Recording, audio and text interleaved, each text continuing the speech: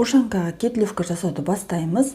Ол үчүн бизге біз қажет болады. Менде ушанканы 4,5 мм тоққандықтан, ал кетлевканы 3,5 мм тоқимыз. Және ілгек біз, крючок, сосын бізге жіп қажет болады. Жіп менде мында 4 негізгі және қосымша 2 қосымша жіппен тоқыдым, ал кетлевканы тек қана 2 негізгі жіппен жасаймыз. Ол үшін қараңыздар, міне ушанка бізде осылай тұр, оны былайынан айландырамыз. Сосын мына артқы жағынан бастаймыз. Бұл жерден біз ортаңғы ілмекті тауып аламыз. Не, былай, ортаңғы ілмекті тауып аламыз. Осы жерден біз қазір ілмек тере бастаймыз. Ілмекті біз мына ілмектердің әр қайсысынан аламыз. Яғни оң ілмектен де, мына теріс ілмектен де аламыз.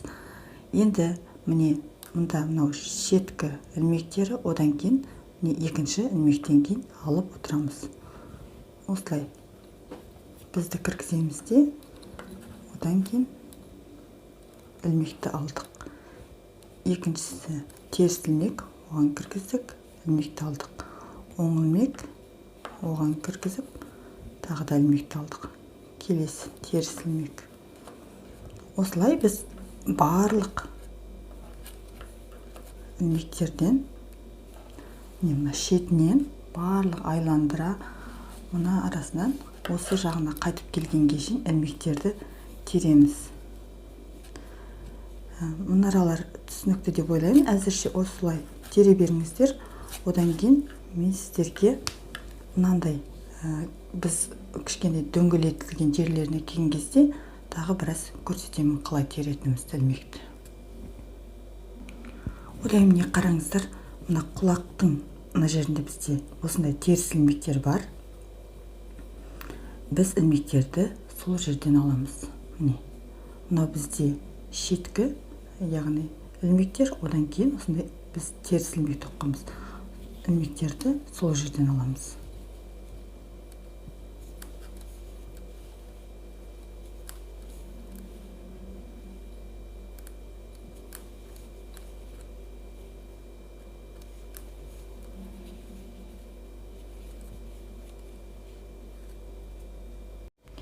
Міне мен құлақ жақтың бұрышына келдім. Қазір бұл жерден ілмектерді теріп аламыз. Егер де бұл жерде қиынырақ болса, жаңағы ілгек біз арқылы теруге де болады.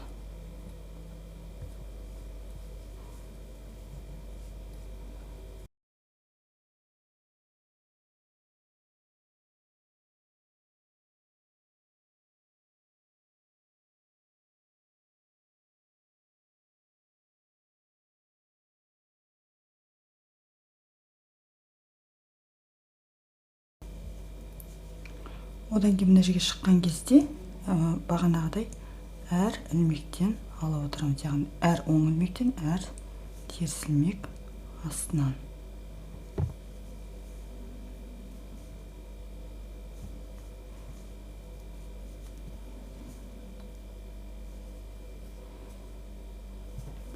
Осылай кергесі алынбай қалады, бірақ тырыссаңыздар алуға болады.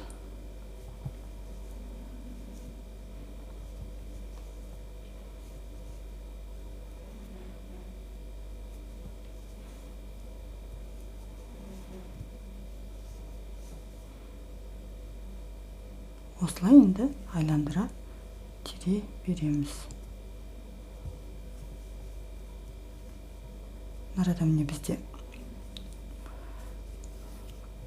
не тұр, шнур тұр. Соттан былай аламыз, одан кейін шнурдың екінші жағынан.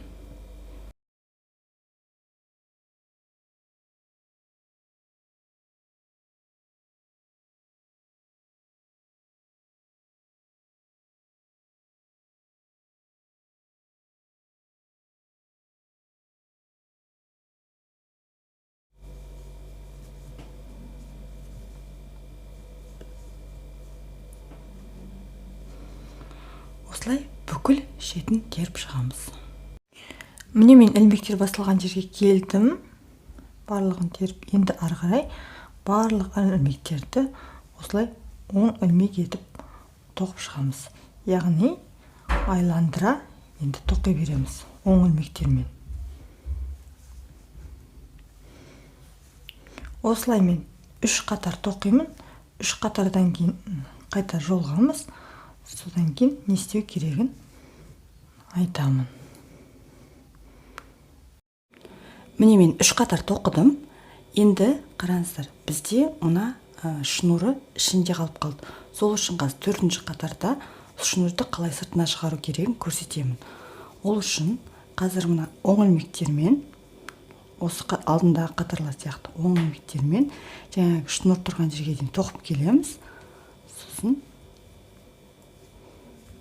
мен сізге сол жерді көрсетемін.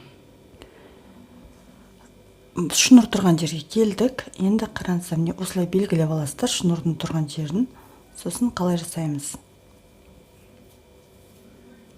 Мұнда тұрған 2 ілмекті бірге алдыңғы қабырғасынан тоқимыз. Яғни қысқарту сияқты.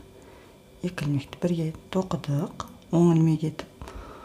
Одан кейін 2 ілмек қосамыз былай. 1, 2.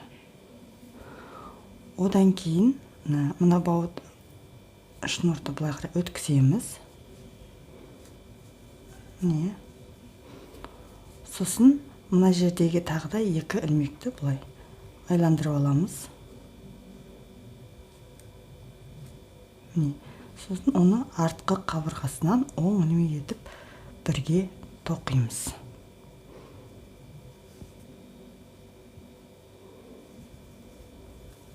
Міне біздің шнурымыз ішінде қалды. Енді ары қарай айландыра оң ілмек етіп тоқи береміз. Дәл осылай екінші жақ құлағына келген кезде жасаймыз. Сосын осы 4-ші қатар тоқисыздар. Одан кейін тағы 4 қатар тоқып, 8 қатар тоқып болғаннан кейін мен сіздермен қайта жолғамда шетін қалай жабу керегін көрсетемін. Міне мен 8 қатар тоқыдым. Енді бізге не қажет болады? Күртек қажет болады. Менде 3,5 мм. Сосын ары қарай енді бір-бірінен аны қайырып тігуіміз қажет болады. Ол үшін қараймыз. Ең бірінші ілмекті қараймыз. Қай жерден біз ол ілмекті іліп алдық. Міне өздері көрініп тұр. Қай жерлерден біз ілмектерді алғанымыз. Сол жерге күртегімізді кіргіземіз. Сосын мына жіпті іліп аламыз былай. Енді жұмыс жібімізді алып соның ішінен өткіземіз. Міне бізде 1 ілмек шықты. Енді екінші ілмекті қараймыз. Онда дәл солай іліп аламыз. Міне. Сосын жұмыс жібімізді одан өткіземіз. Міне бізде 2 болып шықты. Енді екеуін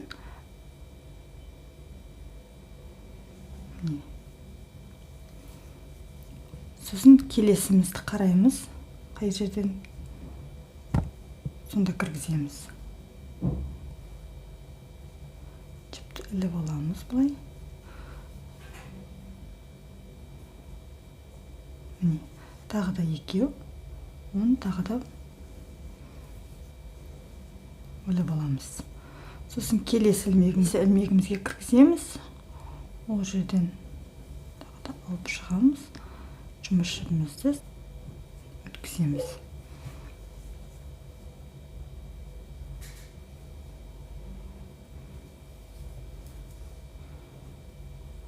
Келесі ілмекті қараймыз.